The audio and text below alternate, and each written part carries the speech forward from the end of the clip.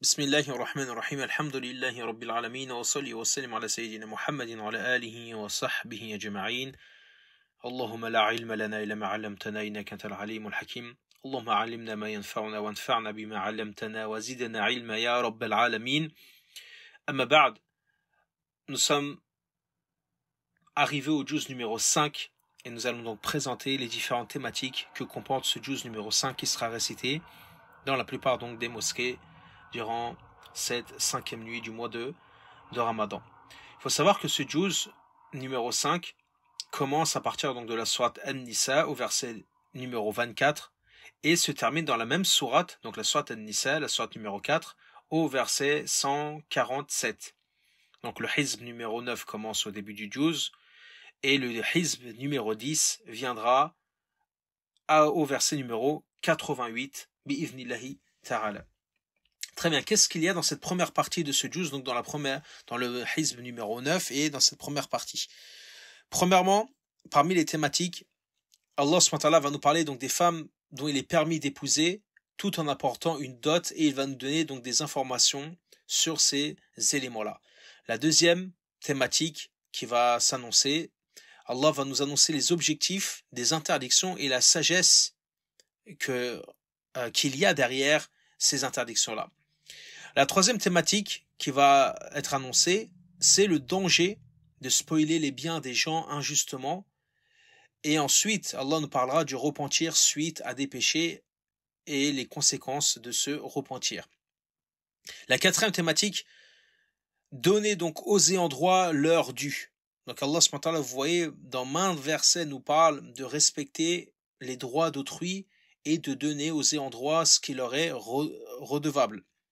Cinquièmement, Allah va nous parler de l'organisation de la vie familiale. Et donc il y aura des versets qui nous parleront de cette organisation et comment elle doit se faire, le système de la vie familiale, de la vie donc intime du croyant et de la croyante. Sixième thématique, Allah également va nous parler donc des principes de la vie en communauté en islam, le principe social, si l'on veut, au verset 36 notamment, et donc va nous indiquer les différentes relations et comment doit-on s'y prendre avec ces personnes. La septième thématique, la recommandation de suivre les prescriptions divines et la menace de transgresser.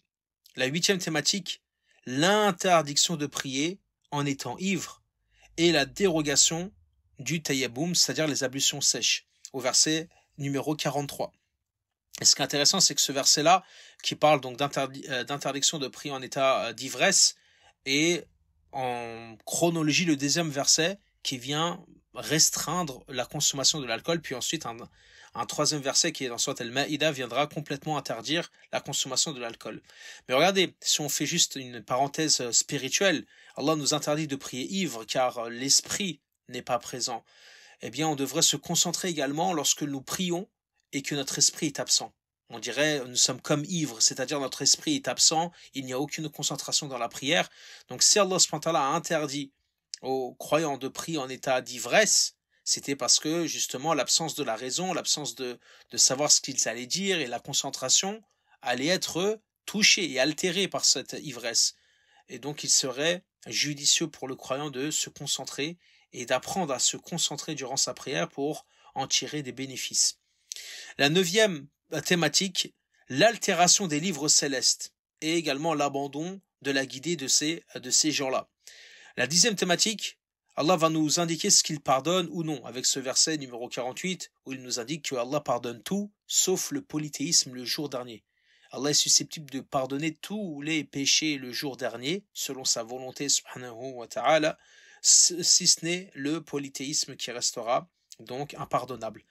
La 11e thématique, Allah va nous mentionner certaines actions blâmables des gens du livre et autres que les gens du livre et le sort des croyants et incroyants ici-bas et dans l'au-delà. La 12e thématique, Allah va nous annoncer un système général de vie pour les croyants. Comment ils doivent justement générer leur vie et au niveau de l'État comme au niveau, on va dire, privé. Et c'est un système qui est très important, vous les avez au verset 58 et 59. 13e thématique, Allah va éclaircir ou donner des éclaircissements sur l'attitude des hypocrites ou certaines attitudes de ces hypocrites-là dans les versets 60 à 63. La 14e thématique, Allah va nous indiquer l'obligation d'obéir aux prophètes et aux messagers qui nous sont envoyés. Et donc cela vient couper l'herbe sous le pied des coranistes qui vous indiquent que tout se trouve dans le Coran et qu'il n'y a pas besoin de suivre la sunna du prophète sallam. Cela est une hérésie, bien sûr.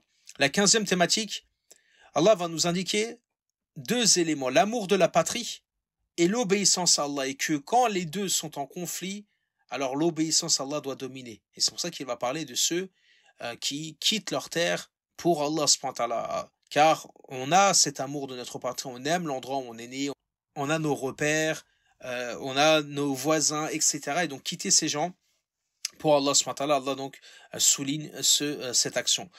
La 16e thématique, Allah va nous indiquer certaines règles de combat ou qui concernent le combat en islam.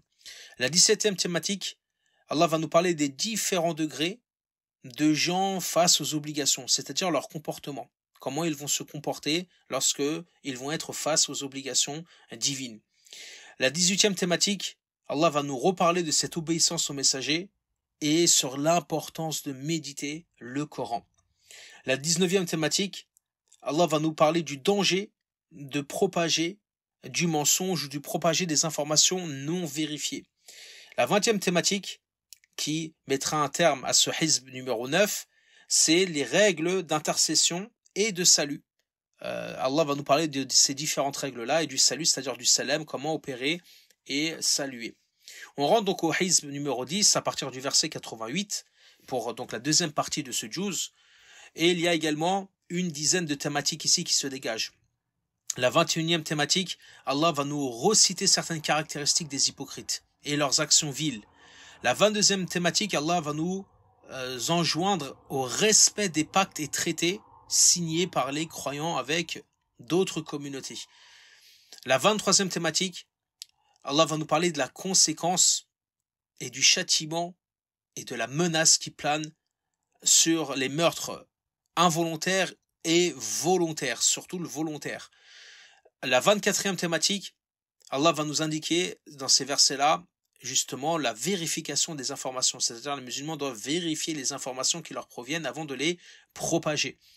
La 25e thématique va nous indiquer le degré des croyants en fonction de leur participation au djihad. Les versets 95 et 96 notamment, ceux qui sont restés, qui ne combattent pas, et ceux qui combattent, et Allah va indiquer que ceux qui combattent avec leurs biens et leur âme sont supérieurs à ces derniers, bien que aux deux, Allah a accordé un bienfait. La 26e thématique, Allah va nous indiquer les mérites d'émigrer pour Allah et de quitter sa terre lorsqu'on est amené à quitter notre terre pour émigrer pour Allah subhanahu wa ta'ala. La 27e thématique concernera les règles de la prière du voyageur et la prière dite de la peur. La prière dite de la peur qui est une prière spécifique qui se fait soit en temps de guerre ou dans des circonstances qui lui ressemblent. La 28e thématique, Allah va nous indiquer l'objectif du combat, notamment dans ce verset 104. On va voir que l'objectif du combat dépasse le simple fait d'être victorieux ou autre, mais a d'autres objectifs bien plus nobles et plus élevés. La 29e thématique, Allah va nous indiquer l'équité face à la justice, c'est-à-dire l'équilibre et face à la justice, face au tribunal ou au juge, eh bien, les musulmans doivent faire preuve d'équité pour toutes les parties.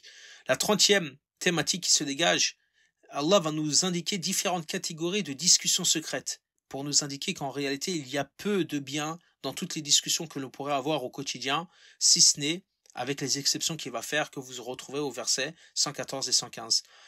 La 31e thématique, Allah va nous indiquer le danger du polythéisme, du shirk, et également du diable et les actions et ce que le diable va promettre de faire à l'être humain et notamment un des éléments que nous pouvons constater à l'heure actuelle, c'est-à-dire la modification de la création d'Allah avec tout ce qui est chirurgie plastique, chirurgie esthétique, etc.